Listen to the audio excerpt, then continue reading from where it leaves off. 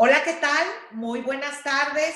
Ya estamos aquí en la cita prevista para esta presentación del libro Acciones de Inconstitucionalidad en materia electoral en el marco de la primera Feria Internacional Virtual del Libro del Tribunal Electoral del Poder Judicial de la Federación. Y en esta ocasión perfectamente tendremos la compañía de la magistrada Marta Alejandra Chávez Camarena. Ale, ¿cómo estás? Del doctor Rafael Rubio Núñez desde España. ¿Qué tal, Rafael? Y por supuesto de uno de los autores del libro, el doctor Guillermo Tenorio. Hola, ¿qué tal, Guillermo? Muy buenas tardes. Pues yo nada más diré que este libro es una coautoría y desde aquí también un saludo para el maestro Fernando Ajís Vitar y para la maestra Carolina Gilas. Y este libro lo que nos da es un acercamiento a acciones de inconstitucionalidad referidas a distintos tópicos de la materia electoral. Yo no voy más que a darles la palabra porque tenemos mucho que escuchar, y empezaremos con mi queridísima maestra Marta Alejandra Chávez Camarena, licenciada en Derecho por la Universidad La Salle de Morelia. Cuenta con diversos estudios de posgrado, con una amplia trayectoria académica y jurisdiccional. Hoy se desempeña como magistrada en el Tribunal Electoral de la Ciudad de México. Ale, sin más, con un gran abrazo a la distancia, te cedo el uso de la voz para que nos compartas tus comentarios alrededor de esta obra virtual, descargable y perfectamente accesible. Ale, por favor.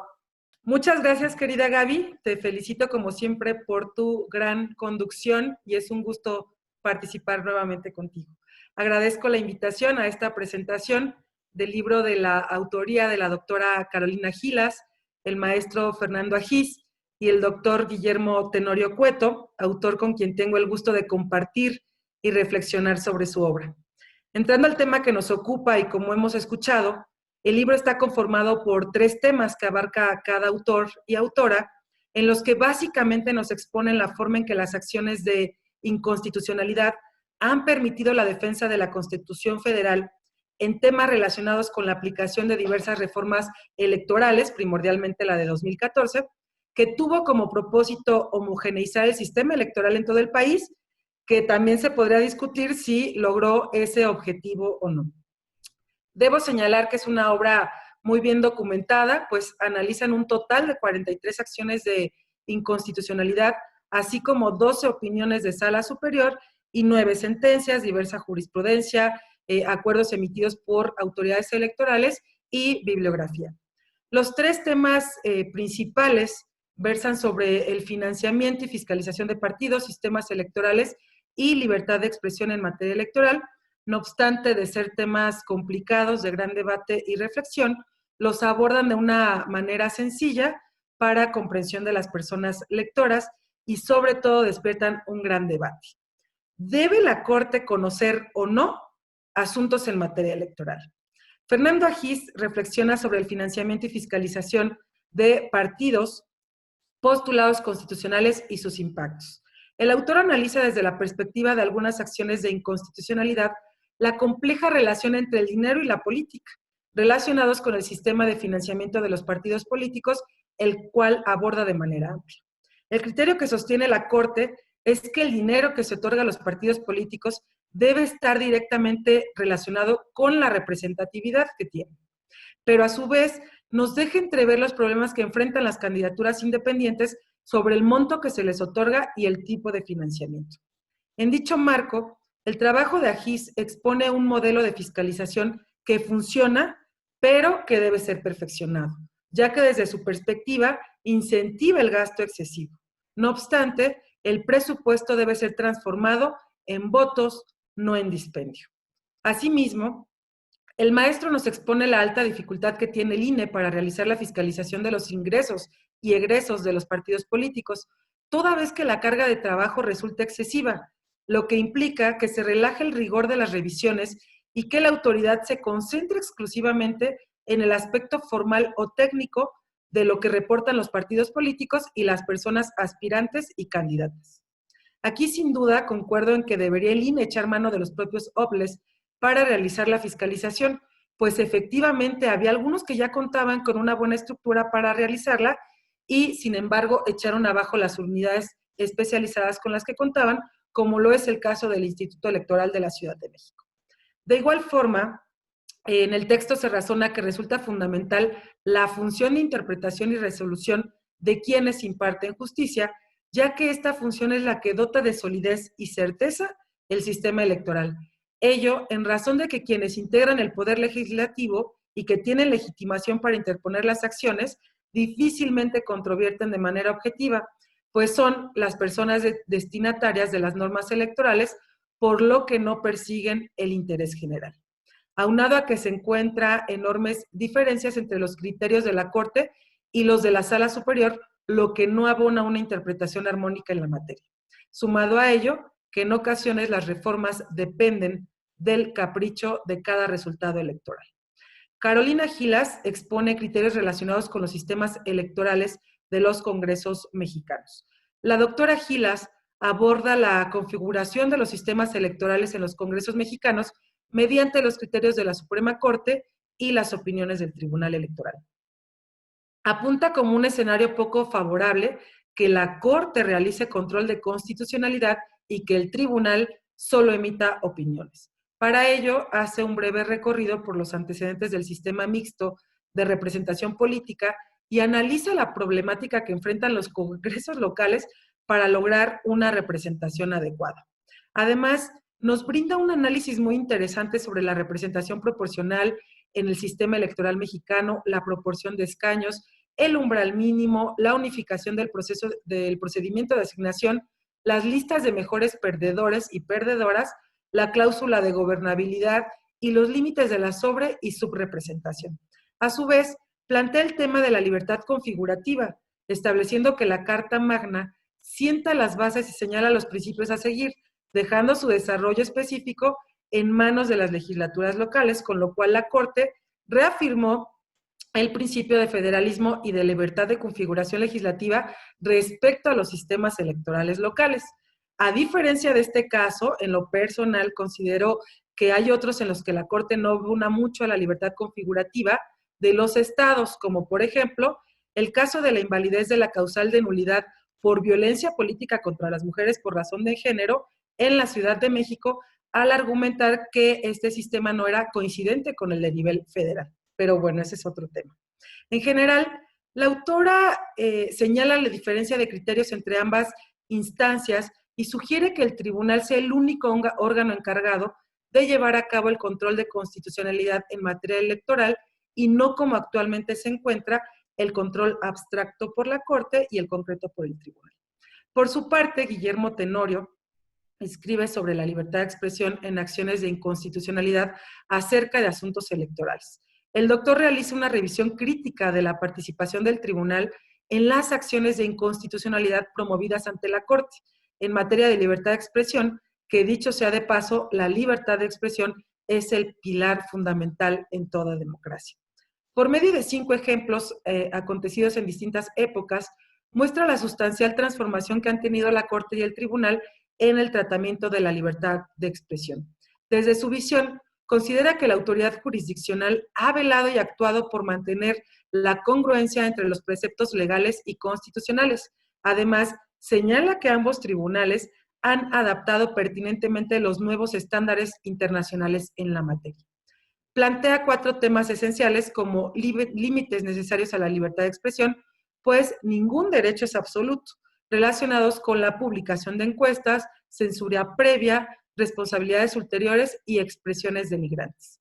Sobre las posibles limitantes a priori, que es la censura previa, y a posteriori, que es la responsabilidad ulterior, refiere que en los sistemas democráticos se prefiere aplicar esta última. No obstante, nos invita a la reflexión sobre la necesidad de aplicar reglas previas y oportunas dentro de los procesos electorales.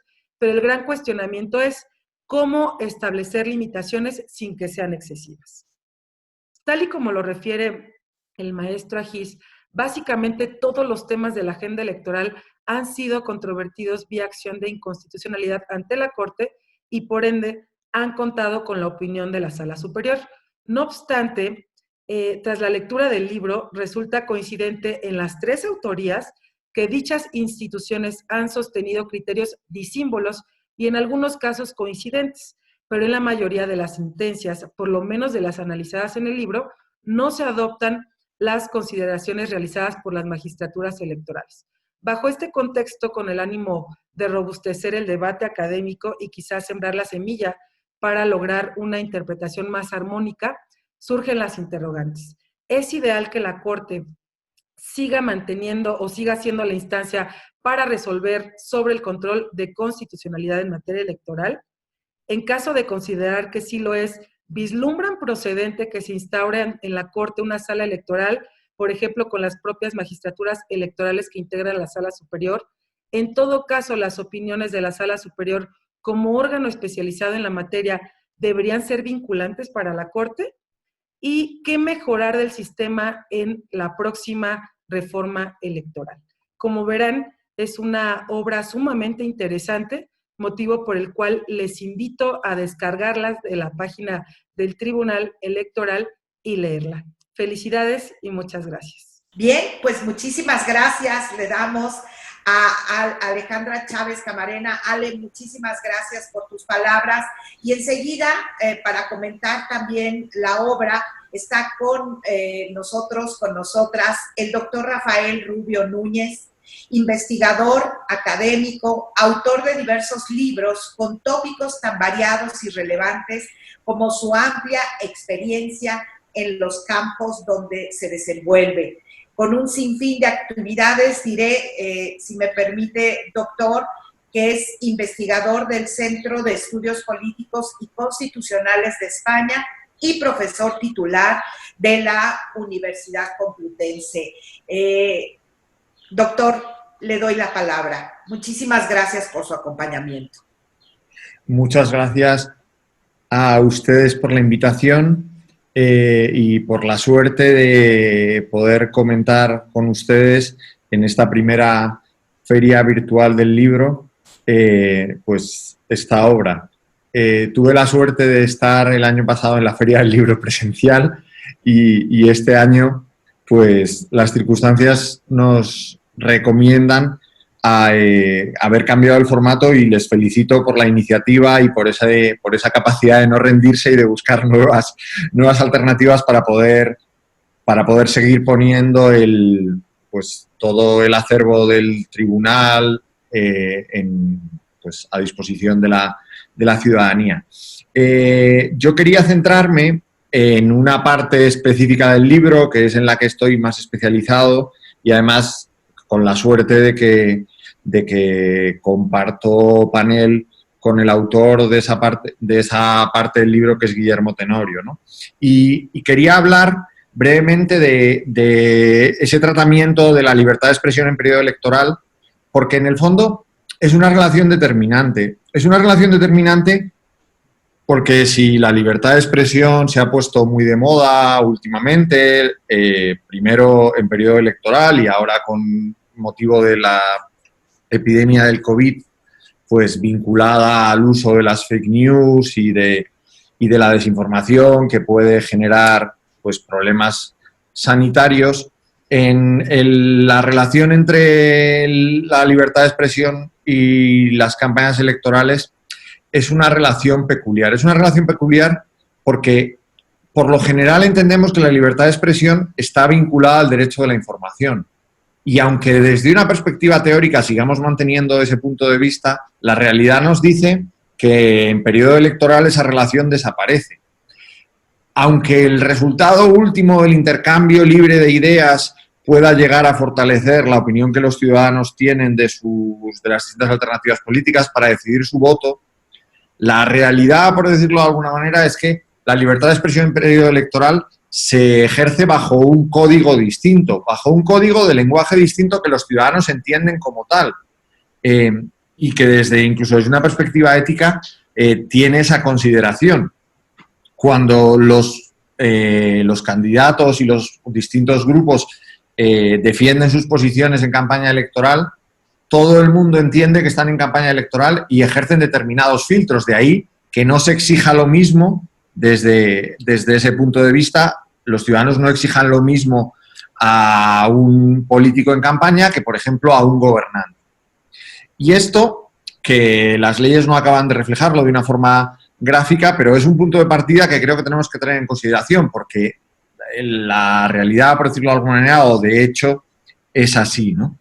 Y desde esa perspectiva se complica todavía más en una situación en la que, por definición, la comunicación electoral y la comunicación de gobierno se confunden, y se confunden de una manera permanente, ya no solo en periodo electoral, sino que desde que en los años 80 se configurara la idea de la campaña electoral permanente, parece que incluso los gobiernos, cuando hacen comunicación, entran dentro de estos códigos de los que hablaba antes de la campaña electoral.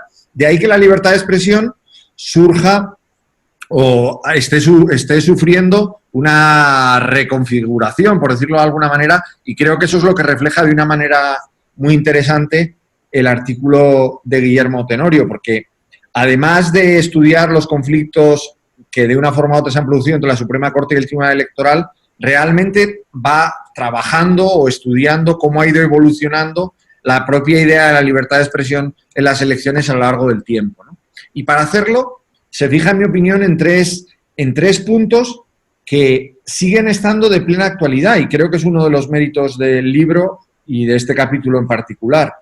Los 3 casos específicos que trata, o son más casos, pero los 3 temas específicos que trata, creo que son de total actualidad. El primero tiene que ver con las encuestas y con la publicación de encuestas.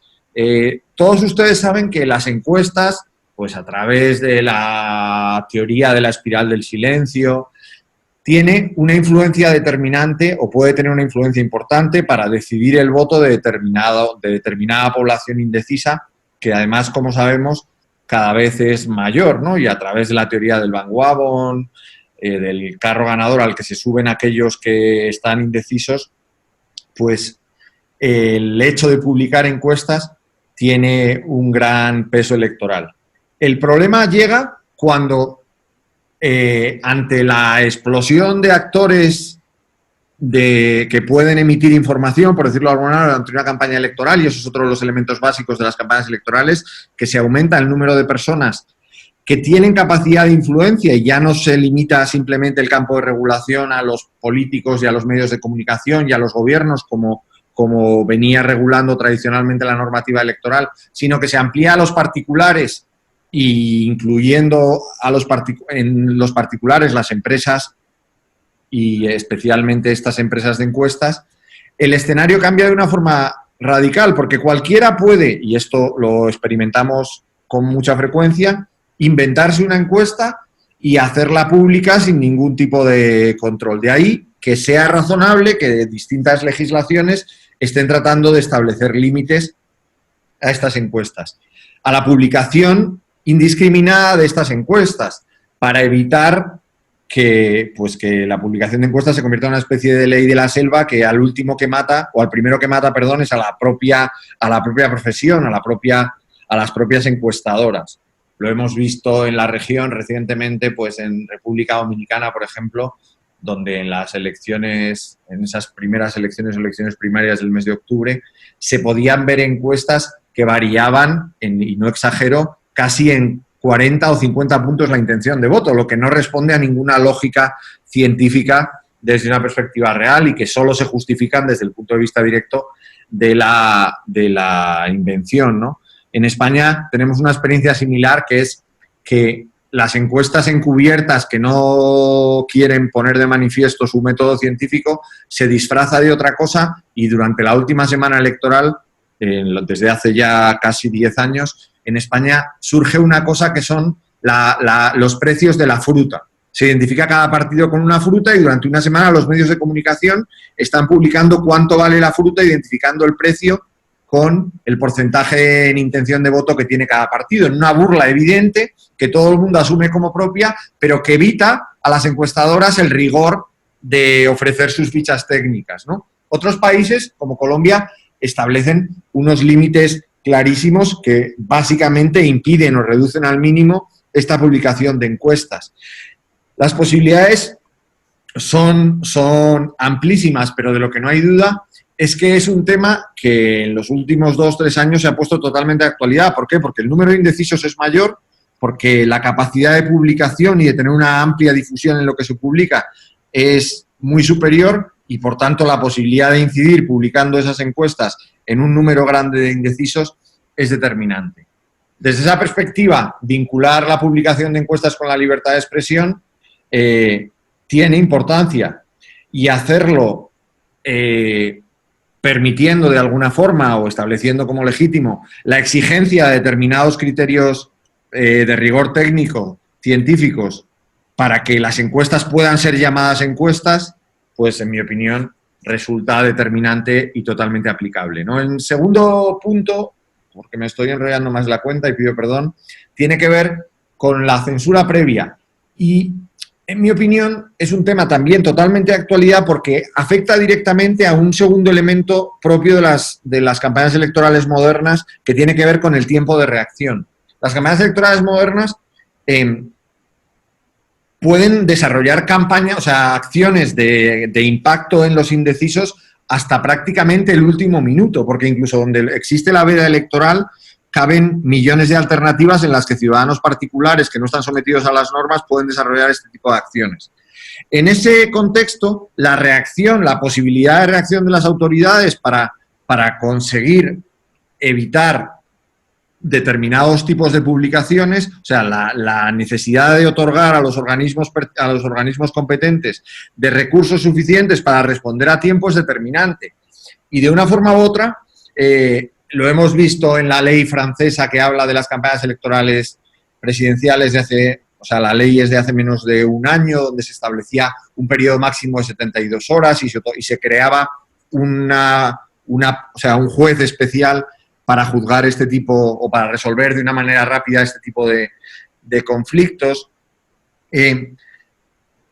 Creo que el plantear en torno a ese test tripartito del que habla el autor, citando los documentos de la OEA donde se establecen de que esas limitaciones, sean cual sean, tienen que estar contenidas en la ley, que tienen que estar orientadas a objetivos legítimos y que deben ser necesarias para una sociedad democrática, son determinantes, porque solo teniendo unas reglas claras y un organismo competente que pueda responder en tiempo real, en el tiempo propio de las campañas electorales y no en los tiempos propios de estos organismos, pues se podrá seguir haciendo frente a esta amenaza que, como digo, es real y hemos experimentado de una forma directa, y desde esa perspectiva pues se podrán establecer obligaciones de retirada, como se ha hecho, por ejemplo, en la Unión Europea en las últimas elecciones europeas, pues tanto a las plataformas como obligaciones de publicidad a los anunciantes, que son algunos de los mecanismos que tratan de no establecer este tipo, o sea, de evitar la censura previa, pero establecer controles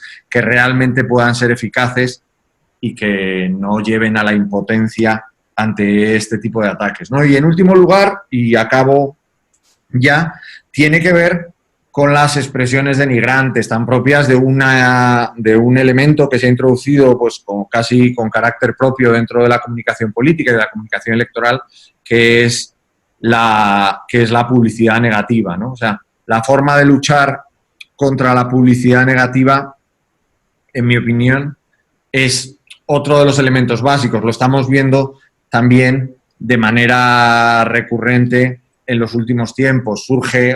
Aumenta la polarización, aparecen los ataques personales, la política se deja en un segundo. La personalización de la política, que inicialmente tiene un objetivo electoral, se convierte en una personalización que afecta no solo a la venta, sino también a la concentración de los ataques, y los ataques ya no son contra políticas concretas, no son ataques o debates de ideas, sino debates que llegan en un terreno en un plazo muy corto de tiempo al ataque personal. Y desde esa perspectiva es necesario establecer algunos criterios, ya que la utilización de la publicidad negativa, como decíamos, de las encuestas, puede acabar teniendo una influencia determinante generando determinadas percepciones en la opinión pública que acaban determinando el resultado de la elección. Lo vimos con la filtración de los correos del DNC, del National Democratic Council en las elecciones de Trump, ¿no? Como la filtración de esos correos, que eran en el fondo información personal de índole negativo, y su manipulación acabó desgastando de una forma determinante la candidatura de Hillary Clinton, llegando hasta esos ataques de que se regentaban pues centros en los que se practicaba la prostitución infantil y que se empezaron a expandir de una manera brutal por Estados Unidos, con apoyo de los medios, pero también de la publicidad pagada, que en ese momento no tenía límites. De ahí que, como digo, y por acabar, el libro, y en concreto este capítulo sobre la libertad de expresión en periodo electoral, aborde 3 elementos esenciales que, aunque hayan pasado 2 años desde su publicación, siguen siendo de total actualidad y por lo que les recomiendo claramente su lectura, y más estando presente el autor al que doy paso. Muchísimas gracias. Muchísimas gracias, Rafael. Agradezco y seguramente también la magistrada Ale y el doctor las palabras hacia los comentarios hacia el libro, y sin duda es vigente. La libertad de expresión y todas sus vertientes, creo, en todos los países, es algo que nos ocupa siempre, y justo este es uno de los capítulos, porque además la sala en donde soy hoy magistrada electoral, a eso se dedica. Digamos que eso es nuestro trabajo diario, y Ale no me dejará mentir porque ahí estuvimos, Ale, ¿te acuerdas?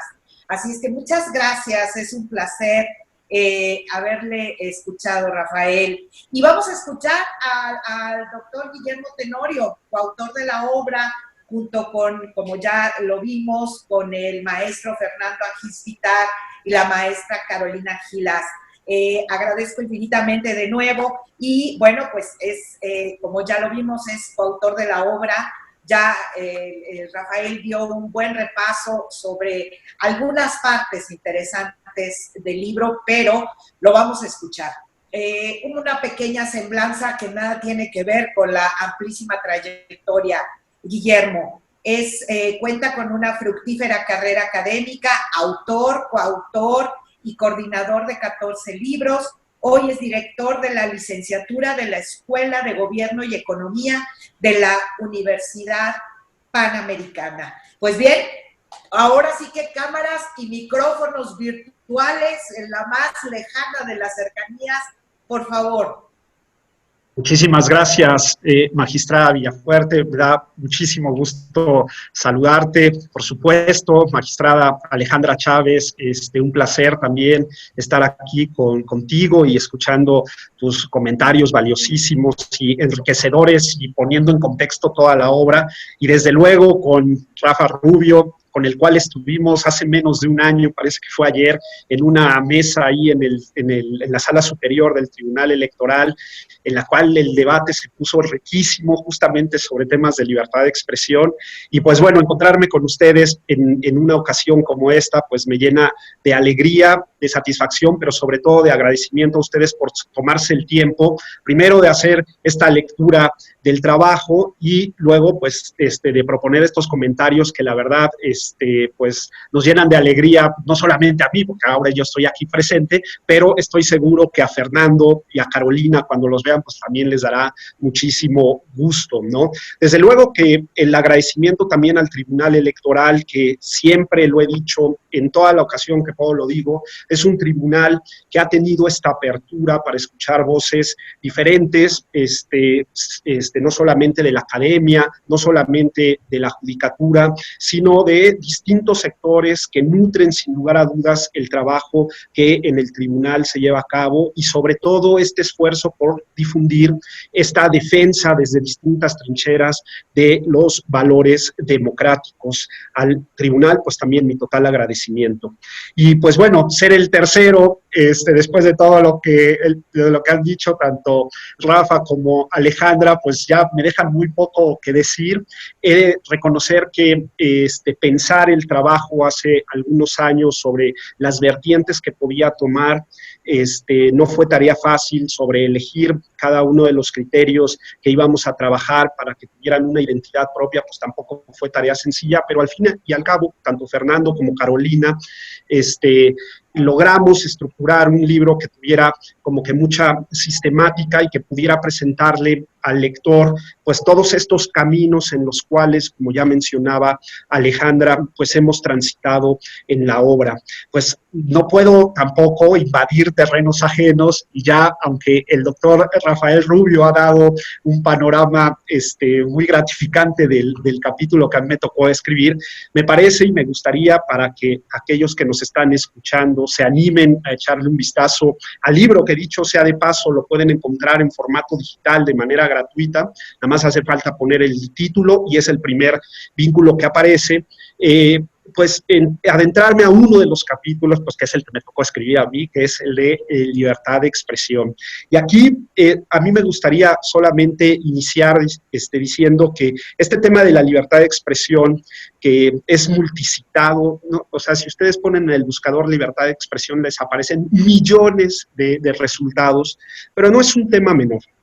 No es un tema menor y me parece que hoy la libertad de expresión vuelve a recibir amenazas que, sin lugar a dudas, con el trabajo valioso y valiente de los tribunales defensores de estos valores democráticos, seguramente iremos teniendo fallos con nuevos horizontes respecto a la libertad de expresión. Temas de analítica predictiva que ahora se han puesto de moda en tema político después del caso de Cambridge Analytica y, pues, desde luego, todo lo que ocurre con influencers, youtubers y demás personajes que inciden directamente sobre públicos muy extensos que antes ocupaban los medios tradicionales de comunicación, sin lugar a dudas serán de los retos nuevos que va a tener el Tribunal Electoral, ¿no? Ahora, este libro que nos convoca, pues, como ya lo adelantaba el doctor Rubio, pues avanza sobre, al menos en la parte que a mí me tocó, 3 temas que me parecieron de vital importancia, vinculados fundamentalmente a los temas de censura previa y responsabilidades ulteriores, y en concreto a encuestas, expresiones denigrantes y desde luego a spots propagandísticos. Y en ese sentido, pues, no perder de vista que también es un trabajo que hizo un panorama de muchos años.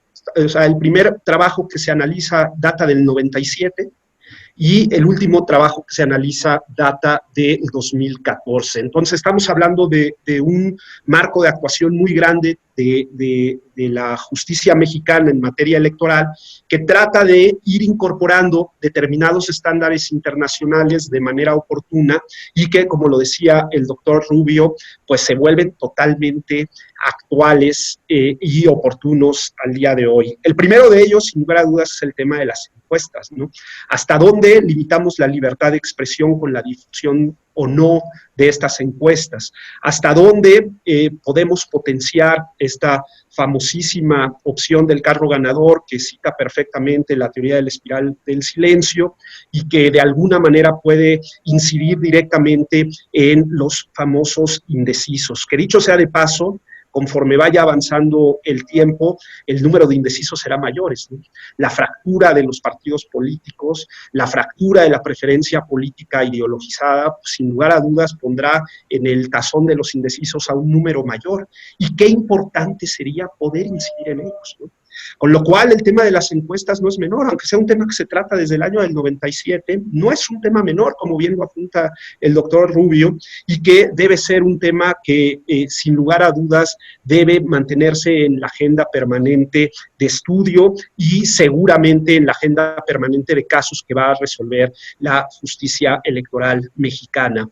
No es menor, y hay que decirlo, que con esto que decía sobre la analítica predictiva, las encuestas van a jugar un papel determinante, porque para los que nos están escuchando, pues lo que hace la analítica predictiva, pues es justamente la segmentación. Y esta segmentación también tiene mediciones, es decir, que lo que vamos a ver en los siguientes años es un proceso de medición de la preferencia electoral, también con estos sesgos y también con estos efectos de la analítica predictiva, y estoy seguro que en unos muy poco tiempo el Tribunal Electoral estará trabajando y tratando de analizar, profundizar y resolver casos en los cuales existan este tipo de segmentaciones con el advenimiento de la nueva tecnología. Desde luego, el segundo tema medular para entender todo el proceso de libertades informativas y libertad de expresión, el tema de censura previa y responsabilidades ulteriores, en dos vertientes. Por un lado, el tema de que si se puede o no analizar los mensajes propagandísticos previamente y luego aperturarlos al público. Y claramente, pues ese es un tema que en todos los estándares internacionales se juega de manera relevante. Claramente sabemos que lo que se busca es un sistema de responsabilidades ulteriores y no de censura previa, pero aquí yo abro un tema que seguramente será motivo también del Tribunal Electoral. ¿Qué pasa cuando la autoridad electoral, sabiendo que tiene un spot propagandístico que violenta algún derecho fundamental o de algún grupo, y me centro fundamentalmente en discurso de odio, lo tendría que abrir? ¿No acaso estaría por demás repensar este asunto sobre la función del Estado en la cual pues, se puede observar ese tipo de discurso y de alguna manera limitarlo? Dejo la interrogante, no estoy pretendiendo resolver ni ser juzgador, ya el caso concreto nos dirá, pero me parece que es un tema por demás interesante. Sabemos que hay criterio del Tribunal Electoral de la Sala Superior sobre el tema de discurso violento a partir de un spot propagandístico del Partido Acción Nacional en el que claramente se mostraba toda una escena de violencia, o existen algunos otros criterios en los cuales palabras de contenido violento pues también fueron sancionadas por el Tribunal Electoral, pero qué interesante sería poder jugar con estos factores, sobre todo con el creciente discurso violento que impacta o que puede llegar a impactar determinantemente una elección. Y desde luego, pues el tema de las palabras denigrantes, en donde claramente sabemos que el tránsito, la expresión denigrante ha salido prácticamente de la materia electoral, maximizando la libertad de expresión y dejando solamente la posibilidad de que sea la calumnia, es decir, esa imputación directa a una persona concreta de un delito concreto que pueda ser revisada y sancionada por el Tribunal Electoral, dejando la posibilidad de las expresiones denigrantes dentro del marco de la libertad de expresión, jugando con esta idea del discurso chocante, molesto, hiriente o ofensivo, y permitiendo que la expresión denigrante para personas o para partidos pues fluya. Como bien lo decía el doctor Rubio, pues esto abre, sin lugar a dudas, un juego interesante en los partidos políticos vinculado a cumplir con la normativa, a cumplir éticamente, hasta dónde voy a enlodar a mi contrincante con un ánimo de generar un efecto positivo electoral. Y aquí solamente dejo abierta una beta nueva que seguramente también tendrá que trabajar el Tribunal Electoral, vinculado con las famosas fake news, ¿no? En las cuales seguramente, con ánimo de generar un efecto determinado en un público determinado, pues los partidos políticos se van a animar a lanzar este tipo de campañas que buscan los efectos amparados por la libertad de expresión, ¿no? Entonces, pues yo aquí solamente a los que nos están viendo, pues dejo estos temas como detonantes, por supuesto los temas de financiamiento, de fiscalización que trata maravillosamente Fernando Agis en su capítulo, y los temas de sistemas electorales que trata Carolina Gilas, pues obedecen también a esta lógica de reflexión y de proponer temas interesantes al lector que le puedan detonar inquietudes, y sobre todo estas reflexiones que puedan ayudar, aunque sea un poquito, al trabajo que hacen los miembros del Tribunal Electoral, que son los que están al fin y al cabo al frente de la batalla en estos temas. Muchas gracias a todos y ojalá se animen a hacer la lectura de este libro. Muchísimas gracias, doctor Guillermo Tenorio. De verdad, nos das una gran invitación y yo la regreso también. Yo te invito a que continúes con esta investigación en adelante, pues es un tema vivo y vibrante. La verdad es que la comunicación política es, y como lo decía también el doctor Rafael Rubio, pues es en esta mezcla entre el discurso del gobierno, la comunicación del gobierno y la comunicación política y electoral. Bueno, sin duda es un campo de acción para mucho trabajo académico y jurisdiccional. ¿Y por qué hablo de jurisdiccional?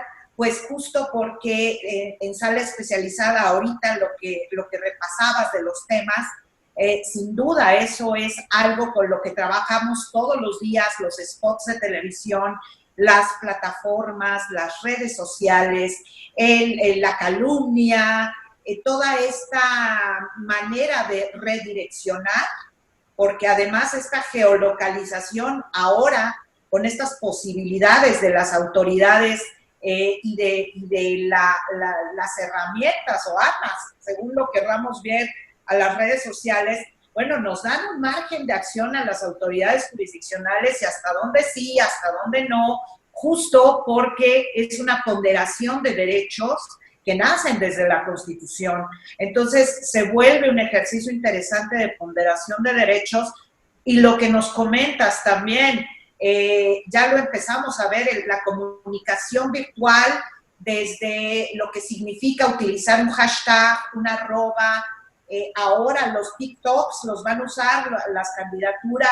¿Las candidaturas van a ser influencers o candidaturas? ¿Qué van a hacer? Todo esto es una gama, así es que si están de acuerdo, quienes estamos hoy en la mesa, magistrada Ale, doctor Rafael, ¿qué les parece si invitamos al doctor Guillermo Tenorio a que continúe con estos ejercicios y que nos acompañe y nos comparta esta visión que es una dualidad de académica con la práctica? Así es que lo vamos a comprometer para que siga con esto y podamos tener otra presentación muy pronto, porque además iniciamos proceso electoral también en México, un proceso electoral que pinta para tener cualquier cantidad de posibilidades y de áreas de oportunidad de estudio, de reflexión. Así es que les doy de nuevo las gracias. Muchísimas gracias, magistrada Ale, te abrazo con mucho cariño. Doctor Rafael Rubio, muchísimas gracias. Doctor Guillermo Tenorio, por compartirnos tus reflexiones, y a mí me resta también invitar al público en general, a todos y a todas, a que descarguen este libro, descarguen todos los libros que ofrece el Tribunal Electoral, además en esta primera modalidad virtual de la Feria Internacional del Libro, que nos acerca, nos permite estar. Así es que si ustedes no tienen algún inconveniente, cerraremos esta transmisión con un abrazo en la distancia y por favor lean, descarguen el libro. Es un libro muy interesante. Ya Ale nos hizo un gran repaso, tratamos uno de los temas prácticamente, quizá con un poquito de más profundidad, pero Ale nos dejó una botanita de cada uno. Así es que, por favor, descárguenlos, les invito a hacerlo y nos vemos en la próxima. Muchísimas gracias y muy buenas noches. Muchas gracias, un gusto. Gracias. Gracias. Abrimos micrófono. Damos las gracias. Gracias. Que permite las herramientas virtuales. Gracias. Gracias a ustedes. Gracias. Gracias.